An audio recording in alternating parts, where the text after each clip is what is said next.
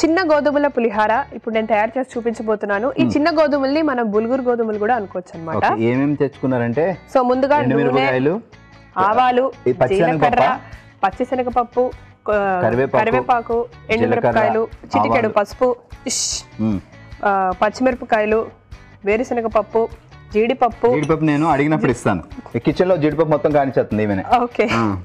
Bulgur గోధుమలు, చిన్న గోధుమలు, నిమ్మరసం, ఉప్పు. బుల్గురు గోధుమలు ముందే ఉడకబెట్టి పెట్టుకున్నాం. అది చెప్పాలి కదా మరి, మేము డైరెక్ట్ నువ్వు చెప్తున్నావు కదా, నువ్వు ఎట్లాగో నాకు అసిస్టెంట్ గా చేస్తున్నావు కాబట్టి నువ్వు చెప్పేసేయాలి అంతే. బుల్గురు గోధుమలు ఉడకబెట్టి, అంటే చిన్న గోధుమలని కూడా అంటాం, వాటిని ముందే ఉడకబెట్టి ఒక గిన్నెలో పెట్టుకున్నాం అనమాట. ఓకే, స్టవ్ వెలిగించు. జీడిపప్పు నా దగ్గర ఉంటుంది, ఎప్పుడు కావాలి అప్పుడు ఇస్తా. బాగా భార్గవ్కి ఏమంటారు. ఓకే, ముందుగా స్టవ్ వెలిగించి పైన ప్యాన్ పెట్టుకున్నాం. సో నూనె వేసుకున్నాము. గోల్డ్ నూనె ఒక 4 స్పూన్లు వేయండి.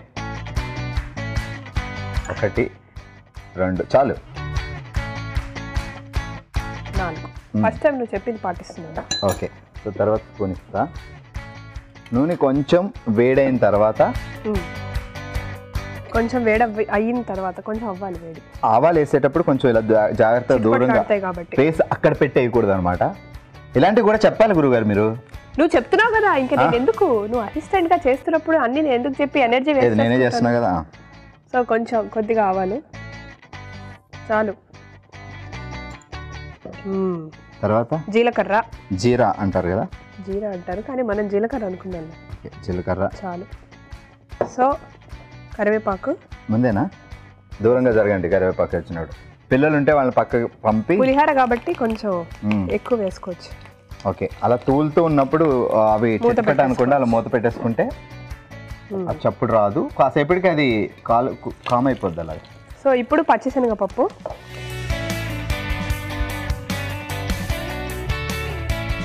కలపాలి బాగా. కలుపుతున్నా. పచ్చిశనగపప్పు కొంచెం ఎక్కువే ఆగాలి. మరి ముందు పచ్చిశనగపప్పు వేసుకున్న తర్వాత కరివేపాకు, ఏదైనా ఎప్పుడైనా వేసుకోవచ్చు కదా, ప్రాసెస్ అంటే ఏం లేదు. పోపు దినుసులు ఎప్పుడన్నా ఏదన్నా వేసుకోవచ్చు.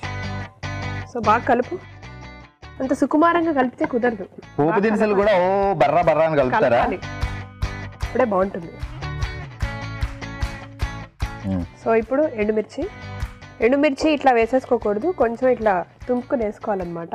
తుంపుకుని అంటే ఎండుమిర్చి ఇలా చిదిమి అందులో వేసిన తర్వాత ఆ చేతులు తీసుకెళ్ళి ఎవరి మొహానికి రాయకండి, కడుక్కోండి. నీలాంటి వాళ్ళ మొహానికి రాసుకోవచ్చు. అదంటే కారంతో వాళ్ళ పాపం మంట మంట అంటారు.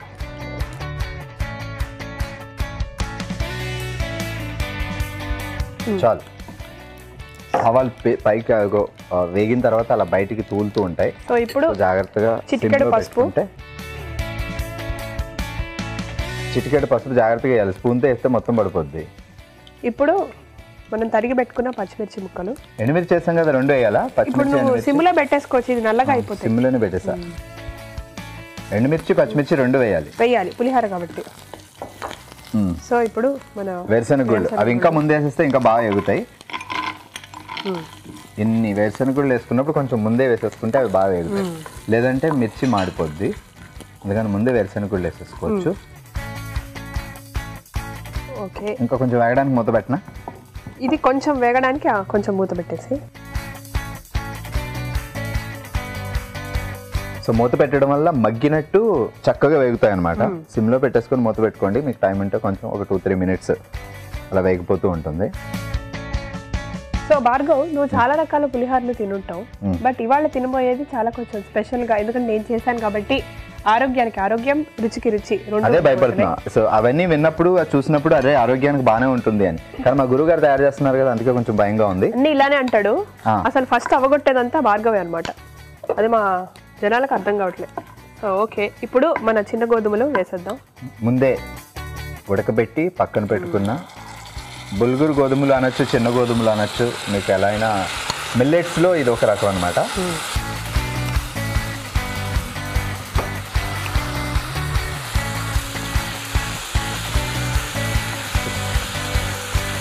సిమ్లో పెట్టుకునే కలుపుకోవడం మంచిది.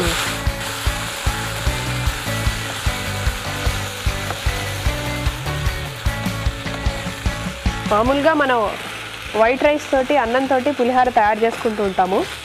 అది మామూలుగా అందరు చేసుకునేదే, కాకపోతే ఇది మిల్లెట్స్ కాబట్టి ఆరోగ్యానికి బాగా మంచిది. అండ్ ఇది రెగ్యులర్ గా తయారు చేసుకోవడం వల్ల కూడా చాలా ఉపయోగాలు ఉన్నాయి.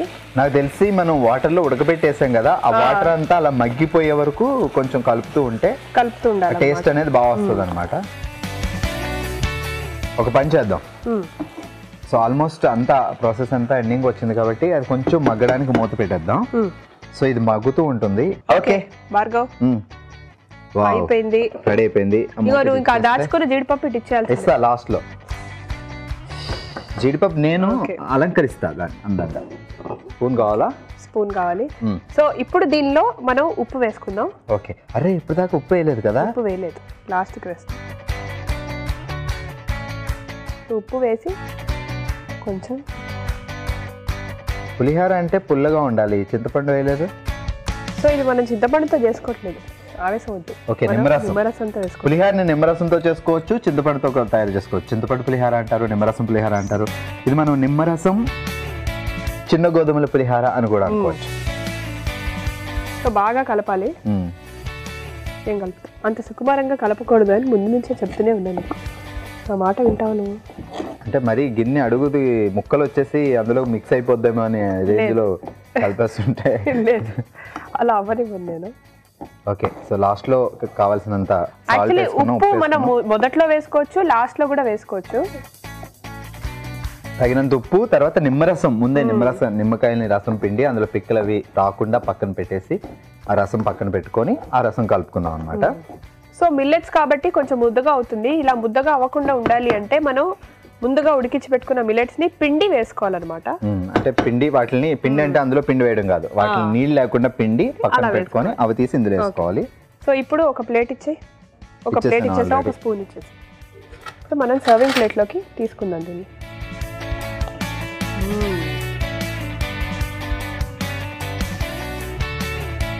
సర్వింగ్ ప్లేట్ లోకి అందంగా తీసుకొని ఓ ముద్దలా కాకుండా కొంచెం అలా పేర్చితే నేను వస్తాను. దీన్ని ఇంకా అందంగా తయారు చేయాలి. పక్క తప్పుకోండి. ఓకే. మొత్తానికి నాకు ఇవ్వకుండా నువ్వే వేస్తున్నావు అనమాట. సో ఇంకా అందంగా తయారు చేసుకోవాలి అంటే ఇలా అక్కడక్కడ జీడిపప్పు పెట్టుకొని జీడిపప్పు అలా కనిపించేలా అందంగా డిజైన్ చేసుకొని 1-2 జీడిపప్పులు ఇందులో పెట్టాలి. 1-2 జీడిపప్పు మనం కూడా తినచ్చు.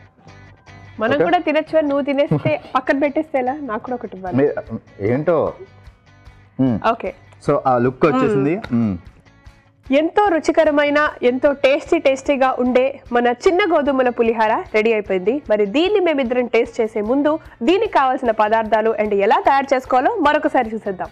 చిన్న గోధుమల పులిహోరకి కావాల్సిన పదార్థాలు: బుల్గురు గోధుమలు 1 కప్పు, నిమ్మరసం 1 టేబుల్ స్పూన్, నూనె 2 టేబుల్ స్పూన్లు, ఉప్పు రుచికి సరిపడా, పచ్చిమిరపకాయ ముక్కలు 3, పల్లీలు 3 టేబుల్ స్పూన్లు, పచ్చిశనగపప్పు 1 టేబుల్ స్పూన్, కాజు 1 కప్పు, ఆవాలు 1/2 టేబుల్ స్పూన్, జీలకర్ర 1/2 టేబుల్ స్పూన్, కరివేపాకు 3 రెమ్మలు, పసుపు చిటికెడు, ఎండుమిర్చి 2. చిన్న గోధుమల పులిహోర తయారు చేసుకునే విధానం: ముందుగా స్టవ్ వెలిగించి పాన్ పెట్టుకుని అందులో నూనె పోసుకోవాలి.